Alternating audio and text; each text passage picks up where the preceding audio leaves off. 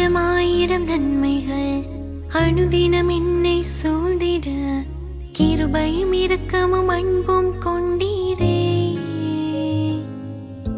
ஆயிரம் ஆயிரம் நன்மைகள் அனுதினம் என்னை சூழ்ந்திட கிருபையும் இரக்கமும் அன்பும் கொண்டீரே. நல்ல எபினேசராய் என்னை நடத்தி வந்தீரே. நன்றி சொல்ல வார்த்தை இல்லை. நல்ல எபினேசராய் என்னை நடத்தி வந்தீரே. நன்றி சொல்ல வார்த்தை இல்லை.